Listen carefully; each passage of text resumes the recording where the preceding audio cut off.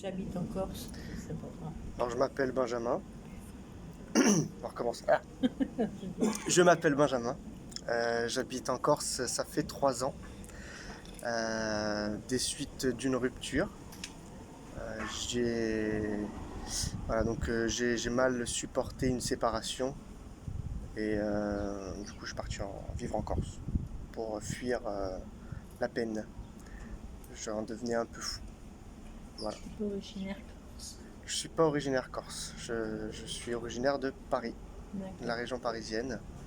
Et j'ai choisi la Corse parce que ma sœur y vivait déjà. Et du coup, ça me semblait être plus simple de rejoindre ma sœur que de partir n'importe où. Voilà. En plus, ici, il y a le soleil et la mer, donc quoi de mieux que pour se remettre à plomb l'esprit. Ensuite, je suis un fils de parents divorcés, donc j'ai connu les ambiances judiciaires et les combats judiciaires entre mes parents, chose que je ne voulais pas faire subir à mon enfant. Donc quand il a fallu se séparer avec mon ex, j'ai pris la décision, peut-être à tort, mais de laisser la garde totale à mon ex, parce que je partais du principe que on retire pas un enfant à sa mère. Voilà, un principe peut-être un peu archaïque, je sais pas, mais en tous les cas, c'est comme ça que je voyais la chose et je pense qu'un enfant a toujours plus besoin de sa mère que de son père. Hum, donc voilà. Après, donc je suis parti en Corse, comme je l'ai dit. De là, j'ai eu droit à faire des FaceTime assez régulièrement, des petites visioconférences avec ma fille. C'était plus pour elle que pour moi, parce que c'est un couteau dans le cœur à chaque fois, que de pouvoir la voir sans pouvoir la toucher ou la porter dans les bras. Donc c'est très difficile finalement, et c'est plus pour elle, pour qu'elle garde, qu'elle sache qui je suis et qu'elle m'oublie pas. Voilà, ça c'était important de le souligner.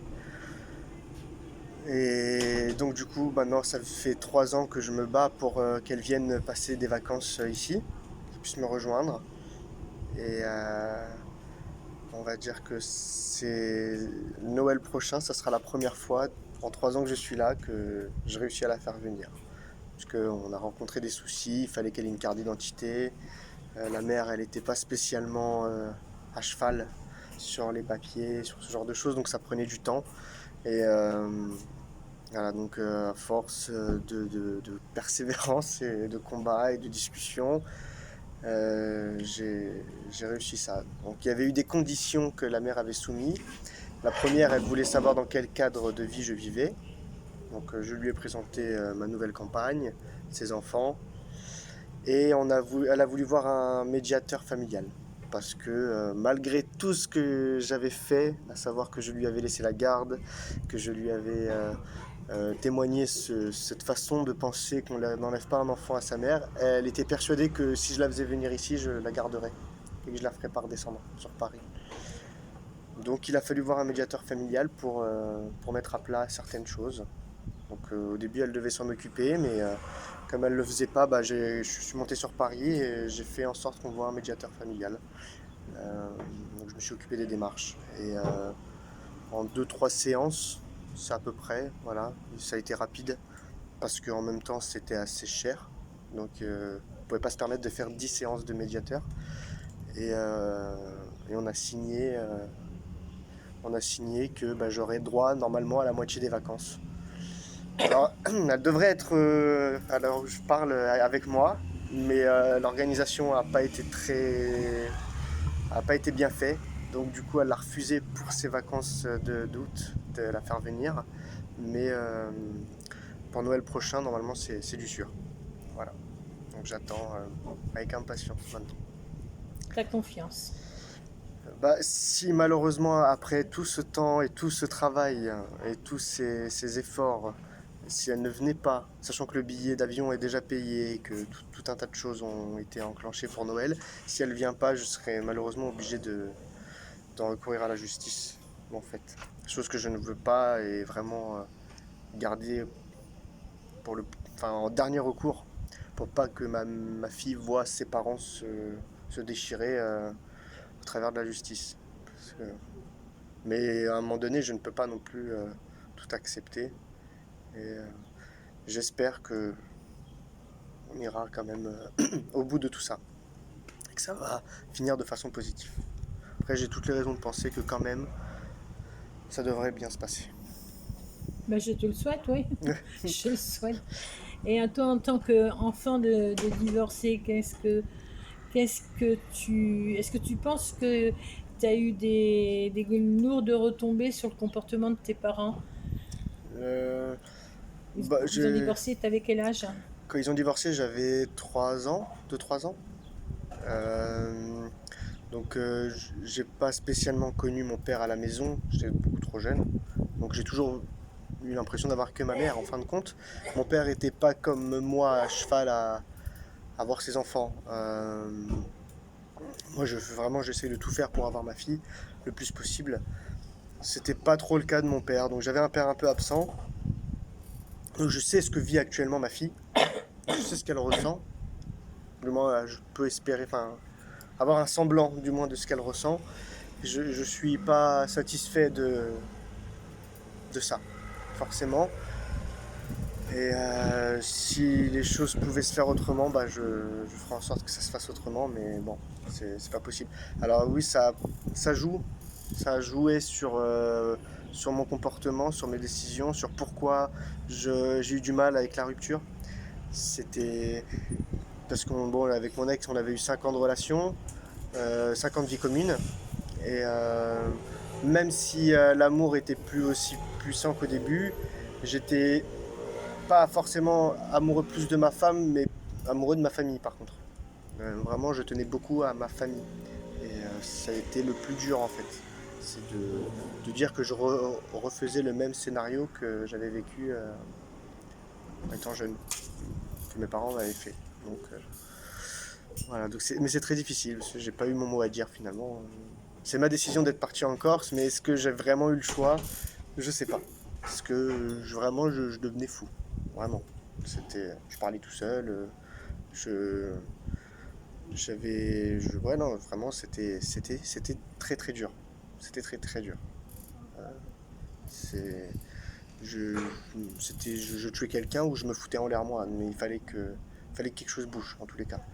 Et le fait d'être parti, ça m'a changé d'air, voilà, et d'avoir un paysage ajaxien plutôt que le paysage parisien, ça soulage quand même un peu. Voilà. Et quand tu étais enfant, tu te sentais responsable de la rupture de tes parents? Non, j'ai jamais eu cette sensation. Ils t'ont jamais... Non. Après, je pense que j'étais surtout trop jeune pour avoir ce genre de réflexion. Et finalement, non, j'ai jamais eu cette logique-là, elle m'est jamais venue à l'esprit. Mais après tout, peut-être, hein. Mais je sais pas. Je pourrais pas dire. T'avais un manque de... Ouais, Ton père te manquait. ouais, ouais, ouais. Et tu l'exprimais par quoi? Par le fait de poser des questions, le fait de le réclamer, le fait de... En fait, c'était plutôt sur la sensation de qui j'étais. La figure paternelle m'aurait probablement appris à comprendre ma place d'homme dans la société. Voilà. Alors après, ma mère, quand j'avais 11 ans, s'est mise avec quelqu'un que j'ai accepté comme étant mon beau-père et qui m'a plus ou moins éduqué vraiment à partir de là. Et aujourd'hui, oui, aujourd'hui, c'est cette part d'éducation de mon beau-père à rattraper un peu, à combler, sans être non plus parfaitement voilà, ce que ça aurait pu être avec mon père, mais je pense qu'il a joué un rôle à ce niveau-là. important. Il était important. Après, c'était quelqu'un de sérieux. Voilà. Oui, as eu un beau-père aimant. Voilà. Ouais. Alors, vraiment présent et sérieux. Et ton papa est toujours de ce monde? Non. D'accord. Non, mon père, il nous a quittés quand j'avais 16 ans. Ouais. Donc là encore, c'est difficile, mais forcément, parce que malgré tout, ça restait mon père. Et je n'en ai jamais. Bon, je lui en avais fait part. On avait fait des vacances ensemble quand j'avais 15 ans. Je lui en avais fait part et un an après, il était décédé.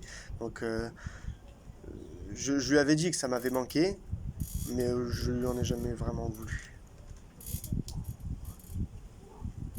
C'est, C'est ça. voilà. C'est très difficile, mais à un pied devant l'autre, on avance et la vie se fait. Donc, ton futur, euh, ton futur avec ta fille, hein, mis à part les petites vacances que tu vas peut-être avoir en fin d'année. Le, le meilleur scénario, Oui, elle fait une crise d'adolescent avec sa mère et elle dit je veux vivre avec mon père. voilà. Voilà. Où je lui présente le paysage et le climat corse et que de là, elle prenne la décision. Mais je l'imposerai jamais, je ne le... Faut que ça vienne d'elle, pas de moi. Sinon, c'est pas la même chose. Non, sinon, ça s'appelle de la manipulation. Voilà, je veux que ça vienne d'elle. Donc à aucun moment je soumettrai cette idée ou je ferai germer cette idée dans la tête de ma fille. Elle la fera germer toute seule ou pas. Maintenant, bah sinon, ça sera bah voilà, des vacances chez son père dans le sud et puis elle aura le porte ouverte tous les jours. Ok. Voilà. T'as besoin de dire autre chose?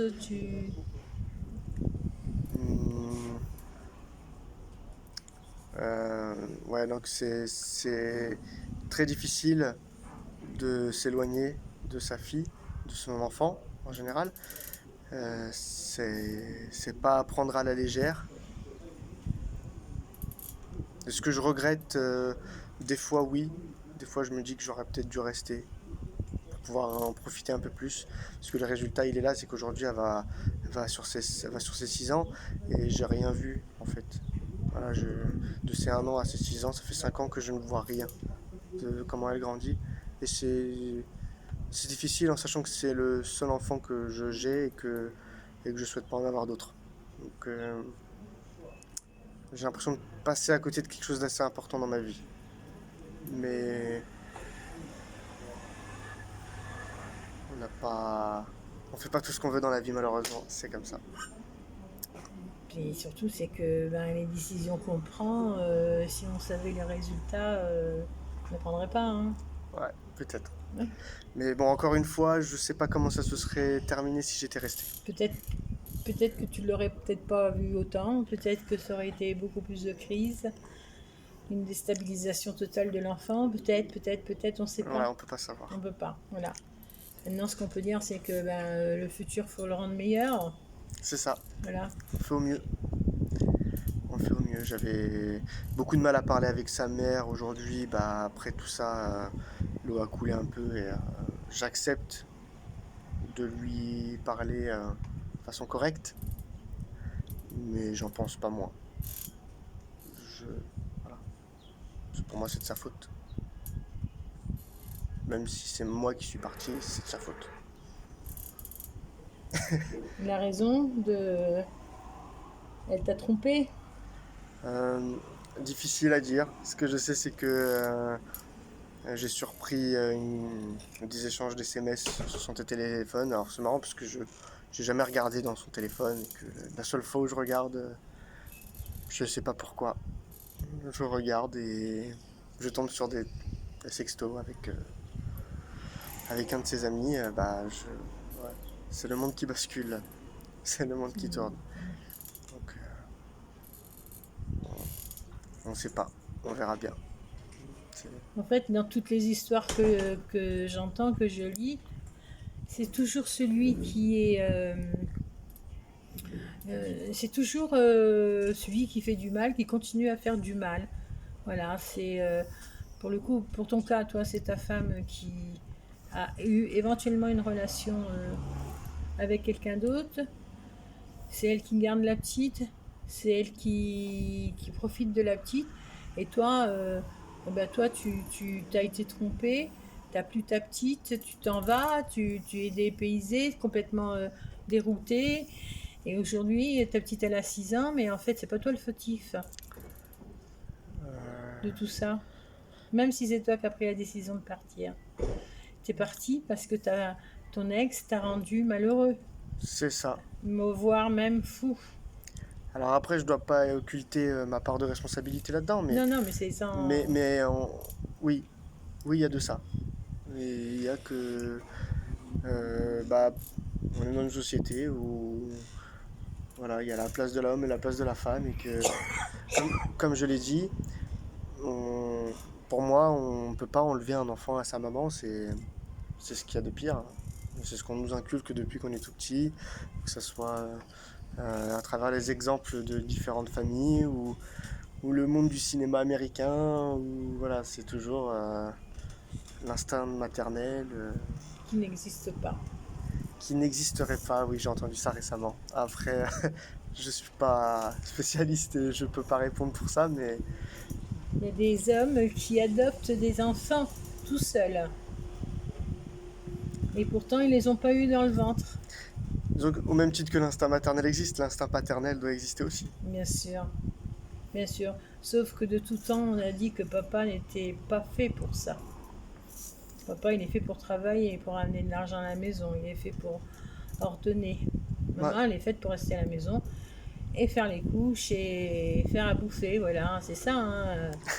Et de ça, on dit c'est l'instinct maternel. Non, non, non, non, ça n'existe pas. Ça n'existe pas. On devient mère en même temps qu'on a l'enfant. Hein. ouais, Et Dieu sait qu'on se casse la gueule en même temps que le papa il se casse la gueule. Hein. Sauf que nous, on ne le fait pas voir. c'est Mais on est aussi fragile que les papas. Hein. Le ventre, c'est simplement une machine à construire. Hein. Et après, on devient mère. Une fois que l'enfant est né, on apprend en même temps que l'enfant. On devient une maman tous les jours que l'enfant grandit. après il y a cette relation qui se construit sur 9 mois de fabrication. Nous, on est complètement extérieur à tout ça. On le voit, mais on le ressent pas. Alors que vous avez enfin les femmes ont le temps de le ressentir pendant 9 mois. Je pense que ça vient de là aussi. Ça doit exister aussi de là. Sans, Ouais, ouais, non, mais je suis comme toi, hein, j'essaye de comprendre. J'essaye de mais comprendre. on a vite fait de faire des analyses comme ça de- mais